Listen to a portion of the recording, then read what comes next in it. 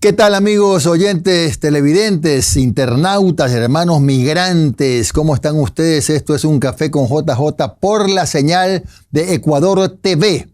Hoy hemos invitado al doctor, abogado Ramiro Rivera Molina, analista político, cuatro veces, congresista.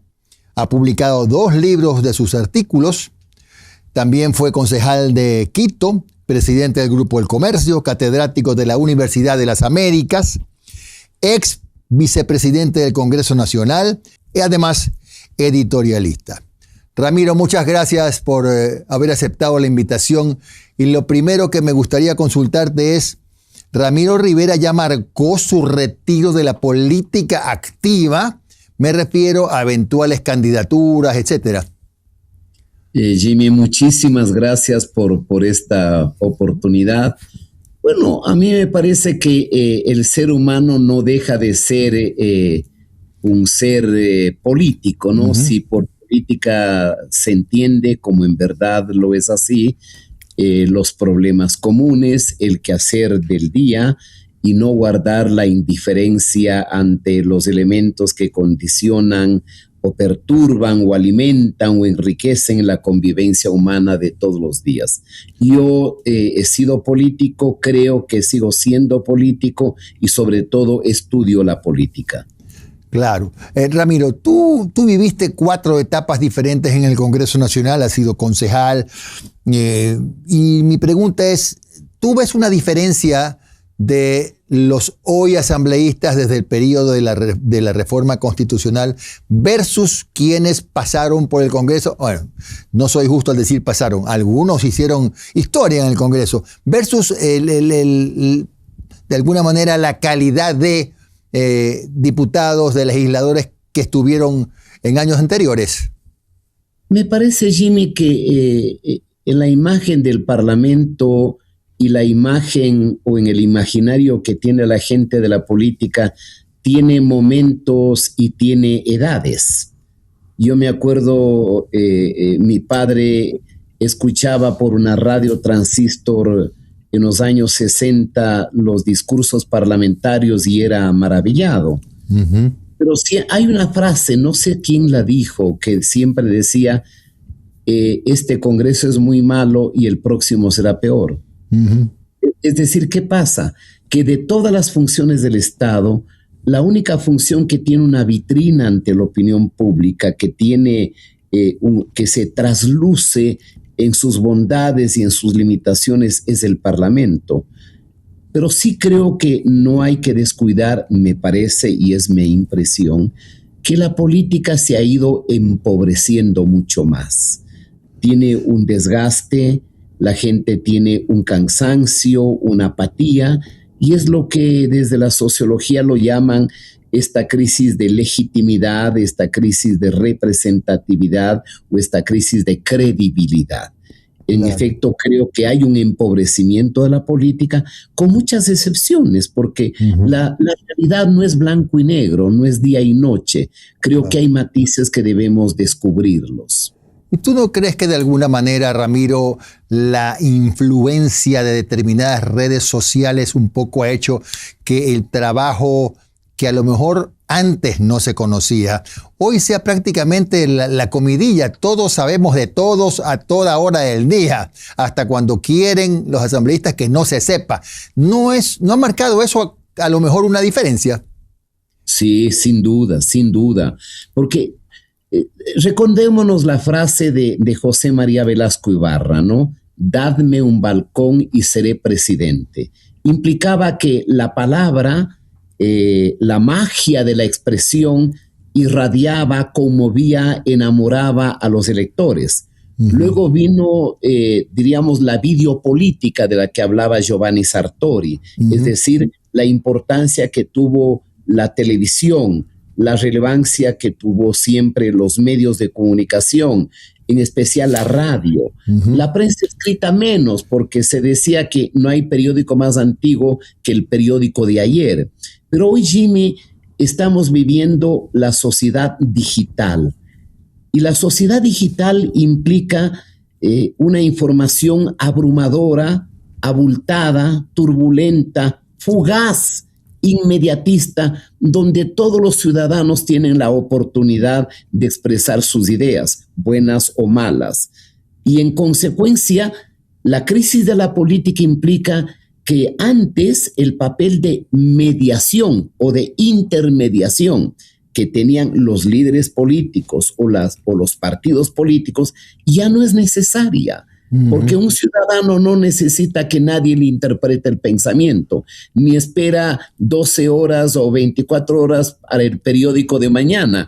Este mismo momento puede estar viendo en las redes, en TikTok, en Instagram, en todas las aplicaciones, cantidad de opiniones. El problema es que uno no puede distinguir qué es la verdad y qué es la mentira. Por ejemplo, desde ayer a la madrugada salía un posteo anunciando que Ramiro Rivera ha fallecido. Madrugada he estado recibiendo llamadas, digo, esta es la primera vez que un vivo se entera que ha muerto. Claro, ¿no es cierto? ¿No es cierto? ¿En serio te pasó eso? ¿En serio? Claro. Ayer no pasó y perdón, yo recogía una hermosa frase que tiene el poeta Antonio Machado, que dice: la muerte es algo que no debemos temer. ¿Por qué? Mientras somos, la muerte no es. Y cuando la muerte es, nosotros no somos. Entonces, yo suelo decir a la gente cuando voy a un velorio, digo, no vengo tanto por quien ya no está, porque ya no existe, a pesar que su memoria queda. Vengo por los que sufren, por los que tienen pena, entre los cuales estoy yo, que es un poco lo que decía el otro día a propósito de asistir a la misa del fallecimiento de un amigo de largo tiempo y de larga data, como fue primero Marco Proaño Maya y luego Marcelo Dotti Almeida. Claro que sí. Pero entonces ya me habían matado. Claro. He resucitado. Oye, Ramiro, antes de que te maten de nuevo, dame tu opinión sobre la polarización que se ha dado hoy en la política y que está más marcada que nunca. ¿Es bueno para la democracia? Es muy malo para la democracia. La polarización es un fenómeno, primero, que implica crispación de las pasiones, que implica no ver las tonalidades distintas de la realidad, ver al adversario no como tal, sino como enemigo al que hay que eliminarlo. La polarización ha hecho, yo diría, que le beneficie a Guillermo Lasso y que le beneficie al presidente Noboa, porque gran parte de adhesión a estos dos últimos presidentes no es tanto adhesión, es también aversión, es decir, yo no voto a favor de quien quiero que sea, sino voto en contra de quien o contra quien no quiero que sea.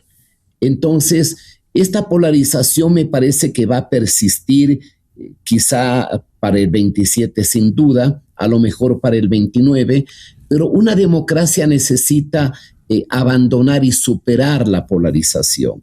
La polarización le hace mucho mal a una sociedad y necesitamos un sistema político más plural, más abierto, más amplio, con más opciones, con más tonalidades, porque la realidad es multiforme. La realidad no es blanco y negro, no es bueno y malo. ¿Tú crees en todo caso, Ramiro, que en el marco de esta polarización la RC5 ha ocupado demasiados espacios y por mucho tiempo? Tú has sido un crítico muy duro de la RC5. ¿Eres? Claro, es que sin duda. O sea, diríamos que mis convicciones, Jimmy, son democráticas. Y yo, diríamos, detesto toda forma de política absoluta. Es decir, no soy proclive a los extremos, ni la extrema derecha ni la extrema izquierda. Me cuestiono el mal atávico que tiene la política ecuatoriana, que es la política del paternalismo, del patrimonialismo, del caudillismo, del personalismo, pero que es un fenómeno no propio ecuatoriano, es un fenómeno universalizado. Lo ves ahora en Estados Unidos, lo ves en Argentina, en Europa, y entonces este momento el mundo que tiene que ser multipolar, que tenemos que reconocer la multipolaridad del planeta. Implica también una lucha soterrada entre las formas democráticas que organizan y distribuyen el poder y las formas absolutistas, totalitarias o autoritarias que quieren hegemonizar el poder. Yo creo que es en esa disyuntiva donde yo me ubico como un demócrata cristiano, proclive a la diversidad, al pluralismo, al respeto, a la libre expresión y sobre todo al respeto a la dignidad humana. Ahora bien, en el segundo bloque vamos a hablar, sí, con un poquito más de amplitud de este tema de lo que ha pesado la Revolución Ciudadana en los últimos años, en lo malo, en lo bueno, si es que a tu criterio tiene algo rescatable. Pero tú en todo caso consideras como que lo que está pasando hoy día, la prisión del señor Álvarez, el señor Glass guardando prisión, Correa fuera del país, ¿ha debilitado a la revolución? Bueno, no hay movimiento populista o caudillista que se vaya a lo largo del tiempo deteriorando. Uh-huh. Primero, nada es para siempre, menos los caudillos y menos los partidos políticos que tienen transitoriedad. Es decir, ni la vida es para siempre. La vida es un instante, es finita, es la transitoriedad. Pero la historia del Ecuador, mi querido Jimmy, es la historia de los caudillos. Al extremo que hemos dividido la historia no por la economía, no por los procesos sociales, sino por las personalidades. El florianismo, el urbanismo, el vintimillismo, el alfarismo, el velasquismo, el bucaramismo, el roldosismo, el correísmo, el novoísmo. Ese es el problema de América Latina, ¿sí? Y es obvio que el movimiento del presidente Correa tiene todavía mucha influencia en una buena porción del electorado, aunque la mayoría le es adversa. Pero mientras él esté presente, seguirá teniendo su clientela. No olvidemos que fue un gobierno de 10 años, claro, con muchísimos recursos, que hizo algunas cosas buenas que se vieron, que incurrió en muchos actos de corrupción y que evidentemente los procesos que se van siguiendo tienen como contraparte en el otro lado, es decir, en el lado del correísmo, toda una gigantesca maquinaria digital de lo que se denominan los ejércitos digitales o las granjas de trolls que emiten relatos y frente al silencio prolongado de un gobierno, ante pocas voces de un gobierno, lo puede ir debilitando y el relato va ganando terreno. Claro. Un segundo factor para no alargar. Como hay desconfianza en el Ecuador en las instituciones, puedes tener jueces tú que emiten una sentencia sensata, pero siempre hay la sospecha. Claro, como hay un relato de persecución, ese relato también va ganando terreno. Claro, vamos a conversar más ampliamente en el segundo bloque. Hablaremos también de las elecciones. No sé si te parezca mejor la elección en plancha o la elección cruzada. Hay algunos otros temas. Ya regresamos con el doctor Ramiro Rivera enseguida.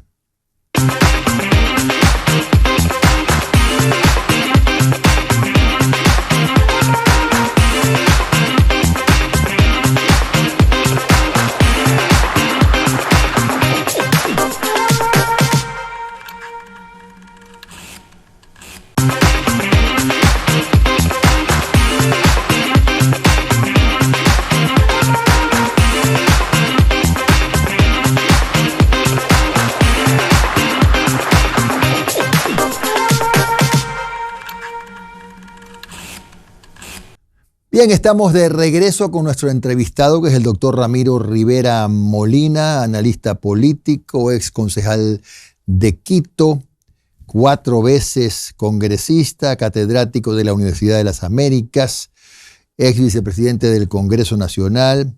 Ramiro, en esta parte de la conversación tenía un pendiente, y esto es, ¿crees tú que la elección en plancha de pronto no ha sido o no ha resultado buena para la democracia? Porque generalmente pues en una plancha tienes a tirios y a troyanos juntos en la misma lista.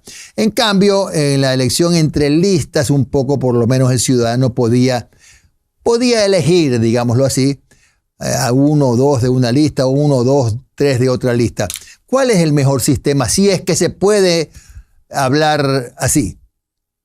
Se suele decir que en sistemas electorales el mejor sistema es el que funciona. Como podríamos decir, ¿cuál es el mejor vino? El que mejor sabor te quede en el paladar, no necesariamente el más caro. Y doy ejemplos. El sistema electoral que funciona en el mundo anglosajón, diríamos que Inglaterra, Nueva Zelanda, Australia, Canadá, Estados Unidos, viene operando desde hace casi 2 siglos, que es el sistema mayoritario uninominal, es decir, un candidato por cada distrito, y funciona perfecto. En el siglo XIX, el sistema era mayoritario, es decir, mayoría relativa, como es ahora alcaldes y prefectos que pueden ganar con 18 o 20%, porque es mayoría relativa. La tendencia del siglo XX fue la proporcionalidad, es decir, que yo logre, o un partido, un pedazo de la representación que tenga correlación al pedazo de votos proporcionalmente adquiridos. Hay otros países como la República Federal de Alemania, por ejemplo, que tiene un sistema mixto, una mezcla de sistema mayoritario, proporcional y personalizado. La lista en plancha tiene ventajas y desventajas. La ventaja es que es el voto por la organización. La desventaja es que tú estás condenado a votar por cualquier mediocre que el jefe de la organización has puesto y no puedes escoger. En cambio, el voto entre listas, que fue aprobado en el referéndum que convocó Fabián Alarcón luego del derrocamiento del presidente Abdalá Bucaram, la desventaja es que tú generas mucha competencia infrapartidaria, es decir, el tercero, que es Juanito Pérez, dice, vote por mí porque soy el mejor, y el sexto hace propaganda por él y fragmenta mucho más. Y el problema es que no tenemos estabilidad. Para tener una idea de este tema, en los últimos 46 años de democracia han existido en el Ecuador no menos de 30 reformas al sistema electoral. Somos un país inestable. Acaba de pasar en el Perú, 10 años, 9 presidentes. Tuvimos nosotros desde el 96 hasta el 98, en 10 años también 9 presidentes. Así es, así es. Una constitución por cada 10 años, presidentes destituidos, revocatorias. O sea, tenemos una democracia frágil, inconclusa en su construcción. Y justamente por eso, por frágil, hay que cuidarla, ¿no? Por eso justamente hay que cuidarla. Exactamente. Y me encanta escucharte esto, Jimmy, porque estaba examinando el otro día la frase de John Adams, que fue el primer vicepresidente de los Estados Unidos y el segundo presidente de los Estados Unidos, uno de los padres de la Constitución. Y John Adams decía, las democracias se enferman, las democracias se debilitan. Y las democracias no son para siempre, porque las democracias también se suicidan. Claro, sí, yo me acuerdo la frase en el 94 o 96, cuando la gente decía, para que todo esto se vaya a la M, yo voto por fulano de tal. Ese es el suicidio colectivo. Pero también tú tienes frases como la de el ex primer ministro inglés Winston Churchill, que decía, la democracia es la peor forma de gobierno con excepción de todos los demás. Claro. O otra frase del politólogo, no Giovanni Sartori, sino Norberto Bobbio, que dice, la democracia es el menor de los males, pero es el mejor de los bienes. Eso es verdad. Fuera de la democracia no tiene sino dictadura. Ramiro, bueno, pero parte de este cuidado a la democracia es sacar a la gente de la pobreza. El problema es que en el Ecuador parece muy difícil cuando todo cambio nosotros estamos a la cola de muchos países de América todavía, que se quiere hacer, siempre encuentra oposición. Por ejemplo, sabemos que tenemos petróleo por explotar, pero por miles de millones de dólares. Tenemos minería también. Y generalmente lo que ocurre es que estamos asomados viendo cómo Guyana ya está produciendo 900,000 barriles diarios. Venezuela, intervenida por Estados Unidos, va a exportar este año 10,000 millones. Argentina, potencia petrolera. Y nosotros todavía tenemos la riqueza del gas, la riqueza de la minería, la riqueza del petróleo, siempre con mucha gente que se opone, y con mucho respeto lo digo, un ambientalismo extremo que se opone a que extraigamos riqueza de debajo de nuestros pies para salir de la pobreza. ¿Qué pasa en este país? ¿En qué nos diferenciamos? Hasta Bolivia hace minería, por ejemplo. Exactamente, Jimmy, lo que tú dices, yo creo que es una radiografía que conmueve al Ecuador. Y yo voy a hacer un símil, una analogía. El Ecuador es una especie de vehículo que está atascado en el fango. Hay un conductor que quiere sacar el vehículo y gente atrás que empuja el vehículo. Pero ese vehículo tiene otra gente adelante que arrastra para que se hunda más y se vaya al precipicio. Pero ese vehículo fue diseñado con frenos que no permiten la movilidad del mismo. Es decir, somos un país primero bloqueado por la violencia política, bloqueado por este síndrome de querer inventar y reinventarnos cada 4 años, bloqueado por una oposición histórica, no la actual, histórica, absolutamente irracional, que juega al fracaso del gobierno sin darse cuenta que el que fracasa es el país. Y solo miremos de pasito, ¿por qué Perú funciona? A pesar que en 10 años tiene 9 o 10 presidentes vacados, destituidos, presos, con retención, uno suicidado. Porque Perú sí tiene institucionalidad, tiene una justicia que funciona, una corte constitucional que funciona, un banco central que tiene disciplina monetaria. Y Perú es uno de los que tiene la mayor reserva monetaria en América Latina, y a pesar, diríamos, del terremoto político, la economía funciona de manera autonómica. Yo creo que la economía no se lleva bien con la política, y eso es bueno. Los mantienen distantes en el Perú, ¿no? Exactamente.